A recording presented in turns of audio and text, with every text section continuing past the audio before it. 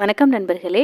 கரெக்டாக டாக்டர் கொடுத்துருக்க பிரசவ தேதி அன்னைக்கு தான் குழந்தை பிறக்குமா, இல்லை அதுக்கு முன்னாடி பிறக்குமா, அதுக்கு முன்னாடி அப்படின்னா எப்போ குழந்தை பிறக்கும், இல்லை டாக்டர் கொடுத்த பிரசவ தேதிக்கு அப்புறம் அப்படின்னா எப்போ குழந்தை பிறக்கும் அப்படின்ற டவுட் நிறைய பேருக்கு இருக்கும். பொதுவாகவே ஒரு பிரசவ தேதி டாக்டர் எப்படி கொடுத்துருப்பாங்க அப்படின்னா, கர்ப்பமாக இருக்கவங்க லாஸ்ட்டாக எப்போ மென்சஸ் ஆனாங்களோ, அவங்களுக்கு எப்போ பீரியட்ஸ் வந்ததோ அந்த ஃபஸ்ட்டு நாள்லேருந்து கணக்கு பண்ணியிருப்பாங்க. அந்த ஃபஸ்ட்டு நாள்லேருந்து 280வது நாள் தான் பிரசவ தேதியாக, அதாவது இடிடி எக்ஸ்பெக்டட் டெலிவரி டேட்டாக கொடுத்துருப்பாங்க. இதை வீட்டில் இருக்கவங்க இல்லை ப்ரெக்னெண்ட்டாக இருக்க லேடிஸ் எப்படி பார்ப்பாங்க அப்படின்னா, மந்த் வைஸ் பார்ப்பாங்க. மாதங்களில் 1 மாதம் 2 மாதம் 3 மாதம் அப்படின்னு சொல்லி பார்ப்பாங்க. ஆனால் ஹாஸ்பிட்டலை பொறுத்தவரை டாக்டர்ஸ் வாரங்களில் தான் கணக்கு பண்ணுவாங்க. அவங்களோட கணக்கு எப்படி இருக்கும் அப்படின்னா, அதாவது 40 வாரங்கள், அதை தான் 10 மாதம் 280 நாள் அப்படின்னு சொல்லிட்டு 280வது நாள் பிரசவ தேதியாக கொடுத்துருப்பாங்க. ஆனால் எல்லாருக்குமே இந்த குழந்தை 40வது வாரங்களில் தான் பிறக்குமா அப்படின்னு சொல்லி பார்த்தோம் அப்படின்னா கிடையாது.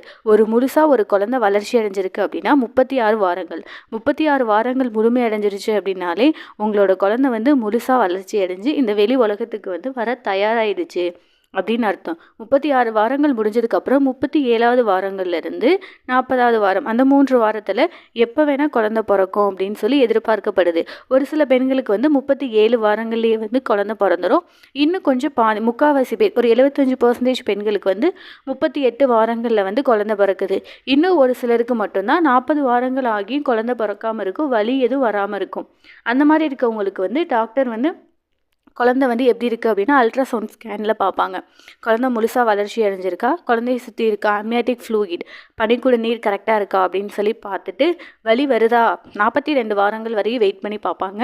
அப்படியே வரல அப்படின்னா, இல்லை அப்படின்னா 40 வாரங்கள்லேயே ஹாஸ்பிட்டல் போயிட்டாங்க அப்படின்னா செயற்கையாக இண்டக்ஷன் ஆஃப் லேபர் அப்படின்னு சொல்லுவாங்க. பெயின் வர்றதுக்காக இன்ஜெக்ஷன் கொடுத்து அது மூலமாக அவங்களுக்கு டெலிவரி பண்ணதுக்கு ட்ரை பண்ணுவாங்க. அதனால் எல்லாருக்குமே குழந்தை பிரசவ தேதியில் தான் பிறக்கணும் அப்படின்றது இல்லை.